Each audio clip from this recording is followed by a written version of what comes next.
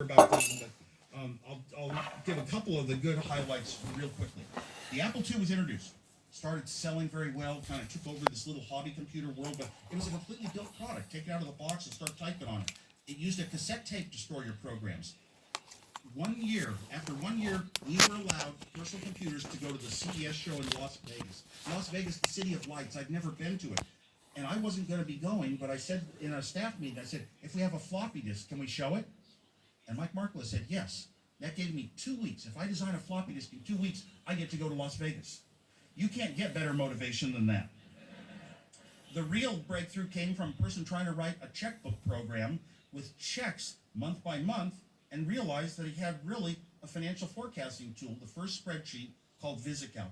Once VisiCalc was out, an Apple II plus VisiCalc to a small businessman, they could do their work in 2 hours, 3 hours that would take them 10 years by pencil and paper, and they were just buying them by the hordes, and we were a big, lucky technical success story.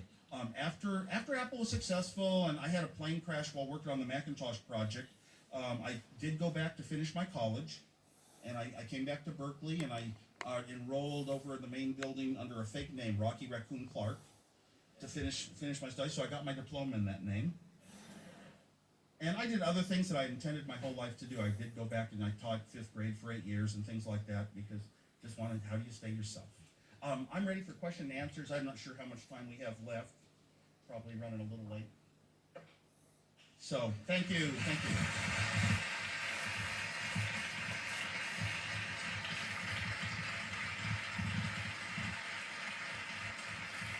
Here's how it works. Okay. Here's how it works. If you have a question, raise your hand, and somebody will bring you a microphone. I'll identify you for them. And it can certainly be current questions. I'm up on all the latest, Apple stuff. Hi. What advice would you give to new innovators? Because many new companies tend to either boom and then somehow they kind of just fade away and no one hears about them anymore, or they get absorbed by a much bigger company. So what advice would you give to people who kind of have the same passion and dream like you did yourself when you were younger? Yeah, everybody who's just as smart and passionate and excited about what they're doing doesn't have necessarily the huge big successes like Apple and Google and all that. And you can't expect it, but you got to keep trying. One of the things I wish that a lot of the big companies, once they get successful, even if they buy smaller ones, I wish they could identify the people on the inside that have some neat things going. Why didn't Hewlett-Packard spin me off and just invest? They couldn't do my product. They couldn't do it because of their corporate culture.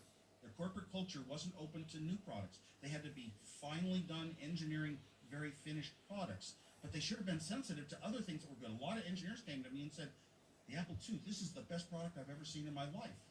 I mean, they should have found a way to spin it off and own part of it and give it a different name and an ongoing existence. It's not done very much. Hewlett-Packard did one very, very good thing to help the young inside innovators, and it came from Hewlett-Packard themselves in the early days. They had a policy that any engineer who designed something on their own could get parts out of the storeroom for it with their supervisor's approval. So they figured that your intelligence, it was another way of funding your own education.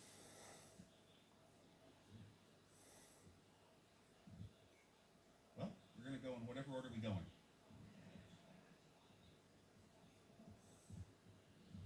Two questions. One of them we talked about when you were on This Week in Twit's podcast at the Apple Store. Where do I get good laser pointers is number one. The best laser pointers for the best price, dealextreme.com. Thank you. And awful laser pointers in some weird colors, but very expensive, wickedlasers.com or biglasers.com. Cool. And the other question is, what do you see as some of the biggest challenges now in technology and in innovation that engineers and other technology architects need to look at solving? Is it approaches, architectures, or is it a combination thereof? Yeah, I don't see any real, critical areas. I see we're making big breakthroughs in, especially foldable displays. I think that's going to be great. Maybe we can wear clothes someday or have Google Earth on a real globe. I see things that I like and have my own interest in.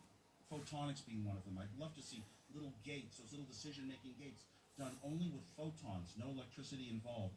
Run some fiber optics into a chip and fiber optics out, and there's no electricity at all. Love to see that happen because the heat goes away, and you can run a lot faster and not run into the heat problems. although you have dimension problems. Robotics, I love robotics.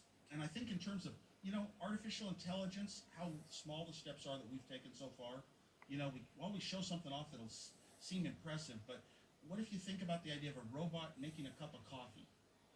I could go into your house and make a cup of coffee.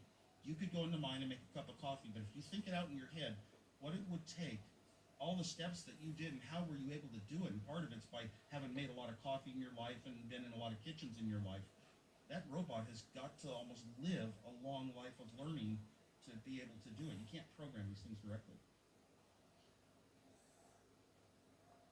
Okay.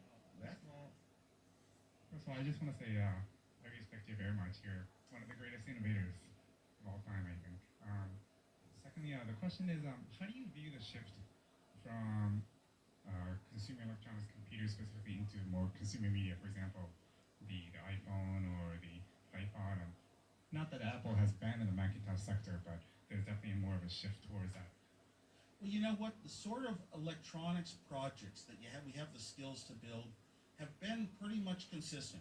Back in the time of Edison, we may not have had computers so much, but working on telephones, audio, phonographs, movie projection, movie theater, the categories tend to stay the same thing.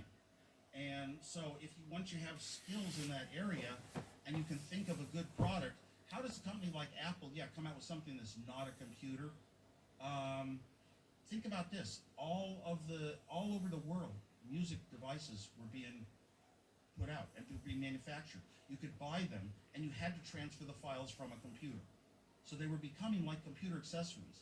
What Apple did was very strange, and it's in line with Apple's corporate philosophies that carry over to products, which is we try to take all of the geekness, all of the engineering away from the user so they don't have to know any of it.